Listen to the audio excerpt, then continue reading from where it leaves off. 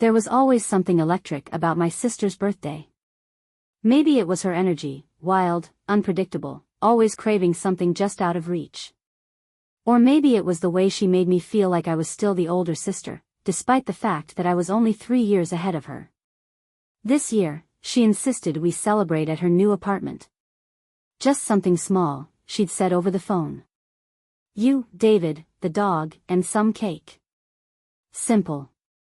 David, my husband of 5 years, didn't hesitate. Sounds good. Haven't seen your sister in a while. I smiled, feeling warmth at the thought of an evening where we could all just relax. Lately, life had felt like a series of checklists and half-finished conversations. Maybe this would be a good reset. So we packed up, bringing along Toby, our overexcited golden retriever, and a bottle of wine.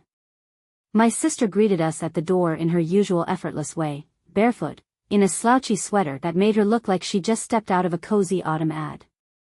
She beamed at David, hugging him first, before giving me a squeeze that felt just a little too light. Inside, her apartment was warm and inviting, filled with the scent of vanilla candles and something rich baking in the oven. I made lasagna, she said proudly, as we settled in. David chuckled, stretching out on the couch like he owned the place. You? Cooking? She rolled her eyes, playfully smacking his arm. People change, David. I laughed, taking a seat beside them. It was nice, this easy camaraderie. The evening unfolded perfectly. We ate, drank, and played with Toby, who was already claiming the couch as his own. At some point, my sister pulled out an old board game from our childhood, and we played late into the night, laughing until our stomachs hurt. By the time we decided to sleep, it was past midnight. You guys can take my room, she offered, stretching lazily. I'll crash on the couch. David glanced at me. You sure? She waved a hand dismissively. Please. I'm an insomniac anyway. So we settled in, Toby curled up at the foot of the bed. David's arm was heavy around my waist as I drifted off, feeling, maybe for the first time in months, like life was steady. I had no idea that the ground beneath me was already crumbling. I woke up to Toby's cold nose nudging my cheek, his tail thumping against the bed. Morning light filtered through the blinds, casting soft golden patterns on the sheets. David was still asleep beside me, his face turned away. I stretched, trying to shake off the drowsiness. All right, I whispered to Toby, running a hand through his fur.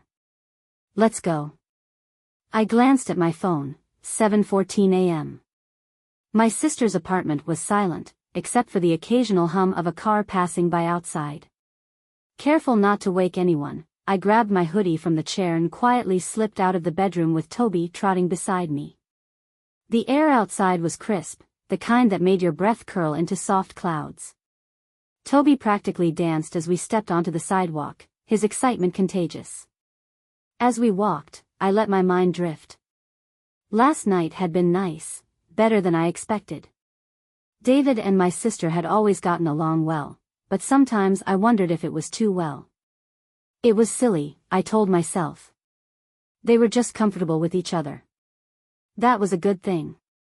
Still, something tugged at the edge of my thoughts, something I couldn't quite name. Toby suddenly tugged on the leash, snapping me out of my daze. He whined, looking up at me expectantly. I followed his gaze, and cursed under my breath. His favorite toy. I'd forgotten it. It was a silly, well-worn stuffed fox that he refused to part with. I knew from experience that if I didn't go back and get it, he'd be restless all morning. Sighing, I turned us around. All right, Drama King. Let's go get it. We reached the apartment faster than I expected. The building was still quiet as I made my way inside, the weight of sleep still clinging to the air. I tiptoed toward my sister's bedroom, where we'd left Toby's toy the night before. The door was slightly open. I froze. A voice, soft, almost inaudible, drifted out. A familiar voice. David. I moved before I could stop myself, pushing the door open just enough to see inside. And my world collapsed. David. My husband. In bed. With my sister. Her arms draped around him, their bodies tangled in the sheets. The same sheets I had slept in just hours ago. The air vanished from my lungs. I couldn't move. I couldn't think. Toby whined beside me, the softest sound, but it was enough. David's eyes snapped open. And in that moment, everything shattered. For a moment, there was only silence. The kind of silence that pressed against your ribs, that stole the air from your lungs. The kind of silence that came before an explosion. David's eyes locked onto mine, widening in sheer, unmistakable horror.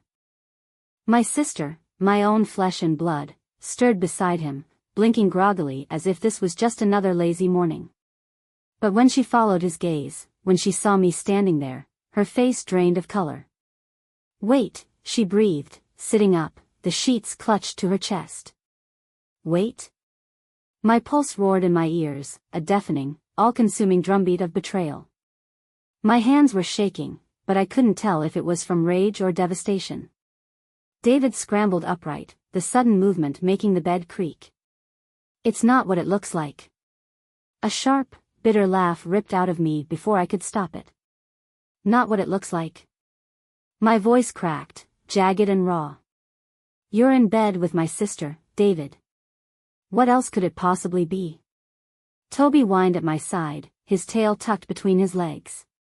I wished I could be as oblivious as he was, that I hadn't walked back at that exact moment.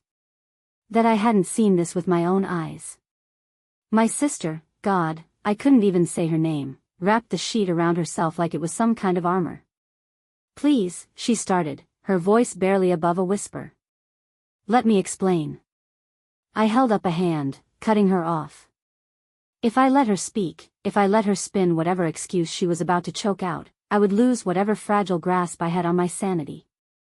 "No," I snapped. "You don't get to explain. You don't get to stand there and..." My throat tightened. "How long?" David swallowed hard. He hesitated, and I already knew. It wasn't just last night. It wasn't some drunken, impulsive mistake. Something inside me cracked, and I felt it all at once: rage, grief, the gut-wrenching realization that my marriage, my sister, my entire life as I knew it had just been reduced to nothing. I turned on my heel and walked out. David's voice followed me. "Wait. Just talk to me." But I was already gone. I don't remember getting outside. One moment, I was standing in my sister's bedroom, my world collapsing in on itself. The next, I was in the middle of the street, Toby's leash clenched in my trembling hands, my breath coming too fast, too shallow. The morning sun was too bright, too warm, as if the universe had no idea that my life had just detonated. I walked. I didn't know where I was going. I just knew that if I stopped, if I let myself think, I would drown. Toby stayed close, his soft panting the only sound cutting through the chaos inside my head. The betrayal, the images seared into my brain, the raw, gaping hole in my chest, it was too much. David and my sister. In bed. In the same house where I had felt safe, where I had laughed just hours ago. I choked out a sound, half sob, half laugh. How stupid could I have been? The way they got along so easily. The inside jokes. The lingering glances I had ignored because why wouldn't they be close? She was my sister. He was my husband. I had trusted them both. And they had taken that trust and set it on fire. I stopped walking, gripping my knees as I tried to steady my breathing. The world spun. I was seconds away from falling apart right there on the sidewalk. My phone buzzed. I flinched, pulling it out of my pocket with numb fingers. David. I stared at his name on the screen, my heart hammering. My thumb hovered over the decline button, but I couldn't press it. I couldn't do anything but watch as the call rang out, leaving behind a single voicemail notification. Then another text. "Please come back. We need to talk." I squeezed my eyes shut. he still thought there was a wee. Another buzz. This time, from my sister. I didn't read it. I deleted it without opening it. Toby nudged my leg, his warm brown eyes filled with concern. As if he could sense that I was breaking apart piece by piece. I'm okay, I whispered, even though it was a lie. I had no idea what to do. No idea where to go. All I knew was that I couldn't go back. I walked until my legs ached, until the pain in my chest numbed just enough to keep me moving. The streets blurred past me, cars, strangers, the hum of a city that didn't care that my world had just fallen apart. Toby stayed close, his leash loose in my grip, his big brown eyes watching me like he knew. Maybe he did. I stopped at a small park, sinking onto a cold wooden bench. My breath trembled as I exhaled, my hands still shaking. What now? I couldn't go back to my sister's apartment. That much was obvious. But I didn't want to go home either, not to the house I shared with David, not to the life that now felt like a cruel joke. I needed someone. Before I could talk myself out of it, I pulled out my phone and scrolled through my contacts. My fingers hesitated over one name before pressing call. Hey, stranger. The voice on the other end was warm, familiar. Safe. I swallowed the lump in my throat. Can I come over?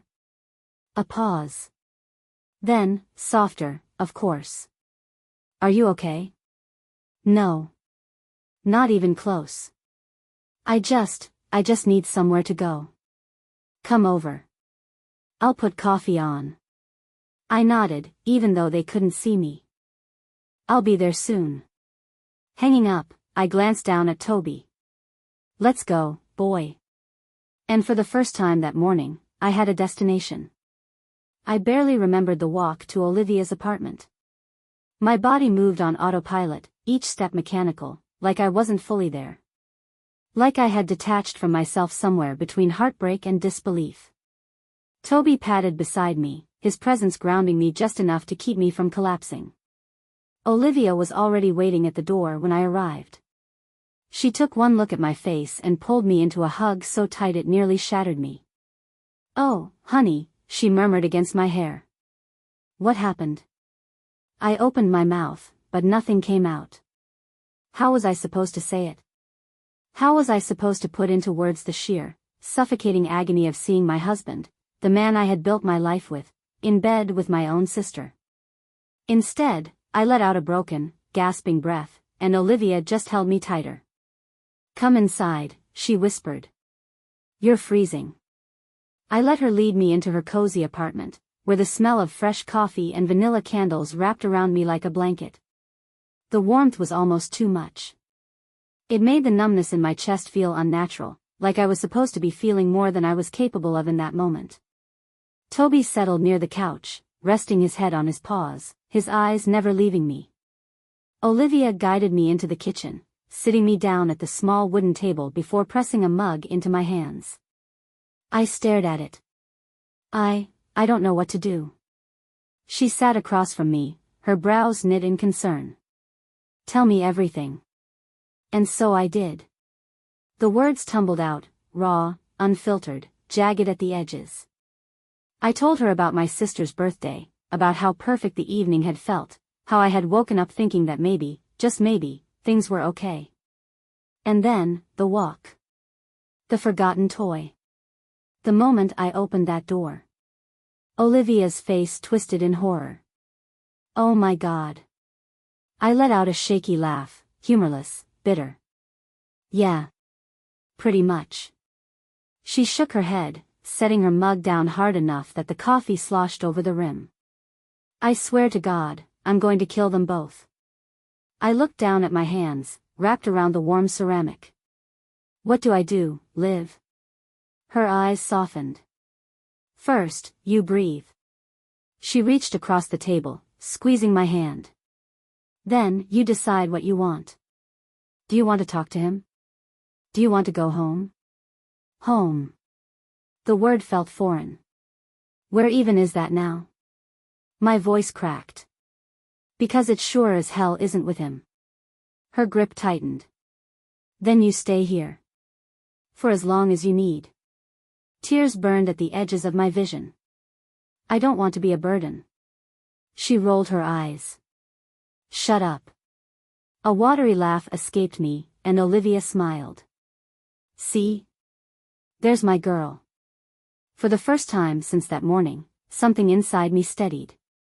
I wasn't okay, not even close, but I wasn't alone. And for now, that was enough. The thing about betrayal is that it doesn't just hit you once. It comes in waves, sharp, unforgiving, relentless. Even after Olivia had wrapped me in a blanket and made me eat half a muffin, the truth still clawed at my insides. My husband. My sister. The two people I trusted most. I sat curled up on Olivia's couch, staring at the phone in my lap. Missed calls from David. Texts from my sister, unread. Each notification felt like a fresh wound. I knew I should turn my phone off, ignore them, give myself space to process. But there was a sick part of me that needed to know what they had to say, to see how they were trying to spin this. I hesitated, then finally tapped on David's name, opening his last text. David, please talk to me. It's not what you think. Not what I think. I scoffed, my grip tightening on the phone. How cliché. How predictable. I scrolled down. David, I made a mistake. We need to talk about this. Please, just come home. Home. That word again. David, I love you. My stomach twisted. He loved me? Was that supposed to mean something now? After what I saw? I backed out of the conversation, moving to my sister's messages. Her, I am so sorry. Please, just let me explain. Her, I never meant for this to happen. Her, you have to believe me, it was a mistake. Mistake. Another useless, meaningless word. I wanted to scream. To throw my phone across the room. Instead, I just let it fall onto my lap, staring blankly at the wall. Olivia sat down beside me, eyeing my expression. What did they say? I shook my head. Lies. Excuses. She sighed, leaning back against the cushions. What are you going to do? I exhaled slowly, my fingers curling into the blanket. I don't know. Because what was there to do? Go back and let them explain. Let them tell me how it didn't mean anything, that it was a moment of weakness, that they regretted it? None of it would erase what I saw. None of it would make me unsee David wrapped around my sister in the same bed I had slept in the night before. I looked at Olivia, my throat tightening. I can't face them yet. She nodded. Then don't. But I need to do something. I can't just sit here and pretend this isn't happening. She studied me for a moment, then tilted her head. Do you want to go home and get some of your things? My heart clenched. The idea of stepping into that house, into the life that felt like a lie, sent a ripple of nausea through me. But I couldn't avoid it forever. I swallowed. Yeah. I think I do. Olivia nodded, standing. Then let's go. The drive home was silent. Olivia kept glancing at me, her fingers tapping against the steering wheel, but she didn't push me to talk. She knew I was barely holding myself together. Toby sat in the back seat, his head resting on my shoulder, as if he could feel the storm raging inside me. Maybe he could. I had thought going home would feel like taking back control. Like facing the scene of the crime would give me power over it. I was wrong. The moment Olivia pulled into the driveway, my stomach turned. The house looked the same, calm, untouched, but I wasn't the same. I gripped the door handle, forcing myself to breathe. Okay, I muttered. Let's do this. Olivia squeezed my hand before I opened the door and stepped out. The second I unlocked the front door, Toby bolted inside, his tail wagging like it was just another normal day. I envied him for that. The air inside felt different. Stale. Suffocating. Every inch of the house felt like a lie now. The photos on the walls, the dishes in the sink, the faint scent of David's cologne still lingering in the air. I forced myself to move. I'll be quick. Olivia followed as I went straight to the bedroom. Our bedroom. No. His bedroom now. I hesitated at the threshold, swallowing the lump in my throat. The bed was made, the way I always left it, but the sheets, God, the sheets, I couldn't look at them without seeing them. I felt Olivia's hand on my arm. "Hey," she said gently. "Let's just get your stuff and go, okay?" I nodded, blinking hard, and yanked open my closet. I grabbed a duffel bag and started stuffing clothes into it without thinking, jeans, sweaters, shoes. It didn't matter what. I just needed to leave. I moved to the bathroom next, shoving my toothbrush, skincare, and anything else I could grab into my bag. That's when I heard the front door open.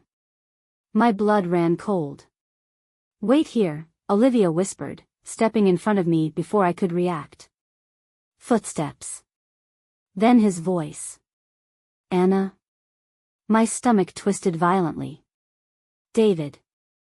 I gripped the edge of the sink, my knuckles turning white. I didn't want to see him. I wasn't ready. But it was too late. He was already in the doorway, his eyes wide with something that almost looked like relief. Like he was the one hurting. "Thank God," he breathed. "I've been calling you." I held up a hand, my voice like steel. "Don't." His mouth snapped shut. I could feel Olivia tense beside me, her glare sharp enough to cut through bone. "You have a lot of nerve," she muttered. David exhaled, dragging a hand through his hair. He looked like a mess, unshaven, exhausted, but I didn't care. He wasn't the victim here. I need to talk to you," he said, his voice desperate. I shook my head. "There's nothing to talk about." "Anna, please." I clenched my jaw. "Did you love her?" David's face paled. "What?" My pulse pounded in my ears. "My sister. Did you love her?" He hesitated. And in that hesitation, I got my answer.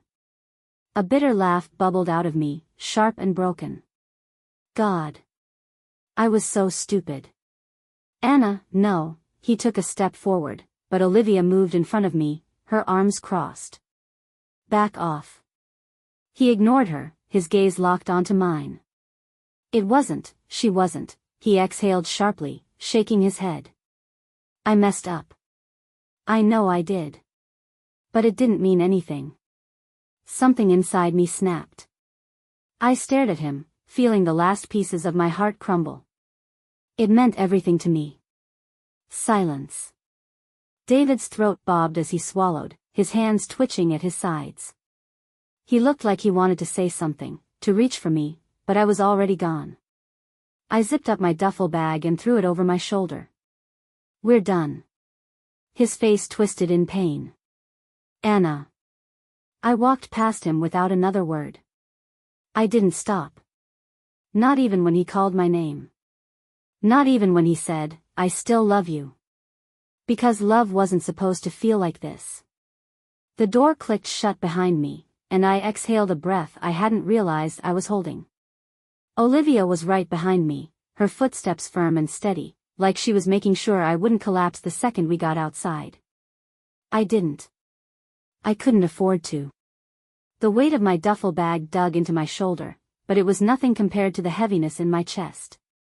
The house, the home, I had spent 5 years building with David was now nothing more than a graveyard of broken promises. Toby trotted beside me as we made our way to the car, oblivious to the wreckage in my heart. Maybe that was a good thing. At least one of us didn't have to carry this. I gripped the car door handle, but before I could open it, I heard him. "Anna, wait." David's voice rang through the cold morning air, raw and desperate. I stiffened but didn't turn around. Olivia, on the other hand, did. "No," she snapped, her voice a whip. "She doesn't owe you anything." David sounded breathless, as if he had sprinted after me. I just need 1 minute. I clenched my jaw, staring at my reflection in the car window. My face was pale, my eyes hollow. 1 minute. One more moment of pain. What more could he possibly take from me? Against my better judgment, I turned. David stood at the edge of the driveway, hands in his hair, looking more disheveled than I'd ever seen him. His eyes were red-rimmed, his shirt wrinkled like he hadn't slept. "Anna," he whispered, stepping forward. "I don't know how to fix this." I let out a hollow laugh. "You can't fix this." His throat bobbed. "I never meant to hurt you." I shook my head, disbelief and anger rising like bile. "Then why?" My voice cracked. "Why her? Of all people, David. Why my sister?" He looked away, shame tightening his jaw. "I don't know." Wrong answer. I let out a bitter breath. "I hope it was worth it." He flinched. "It wasn't like that." "It doesn't matter," I said, my voice quieter now. "Because we're done. And whatever excuses you have, whatever regret you suddenly feel, it won't change what you did." His eyes searched mine, desperate for something I refused to give him. I reached for the car door and pulled it open. "Don't contact me again." David took a step closer. "Anna." "Don't," Olivia warned. And with that, I slid into the car, shutting the door between us. Olivia climbed in beside me, and within seconds, we were pulling away. I didn't look back. Not once. The car ride back to Olivia's was quiet. Not because there wasn't anything to say, but because I didn't have the strength to say it. I kept my eyes on the window, watching the world blur past, feeling like I was floating outside of myself. Like none of this was really happening. Like at any moment, I'd wake up and find David asleep beside me, my sister sending me a text about her birthday plans, my life still intact. But there was no waking up from this. Toby shifted beside me, resting his head on my lap. I ran my fingers through his fur absent-mindedly, grounding myself in his warmth. Olivia didn't push me to talk. She just drove, her presence steady, unwavering. When we pulled up to her apartment, she finally spoke. "You don't have to be strong right now." I swallowed the lump in my throat, staring down at my hands. "Then what am I supposed to be?" Her expression softened. "Whatever you need to be." For the first time since that morning, I let myself feel. The betrayal. The loss. The sheer, suffocating weight of everything I had just walked away from. And for the first time, I let the tears fall. Not quiet, dignified ones. Not the kind I could wipe away and pretend never happened. But real, shaking sobs that racked through my chest, that made my body curl in on itself. Olivia pulled me into her arms, holding me like she knew I was breaking. And for once, I didn't try to hold myself together. Because I didn't have to. Because I had lost something today. My marriage. My sister. The life I thought I knew. But I hadn't lost myself. And even though it felt impossible now, even though I was drowning in the wreckage, I knew one thing for certain. One day, I would be okay again. Maybe not today. Maybe not tomorrow. But one day. And that was enough. The end.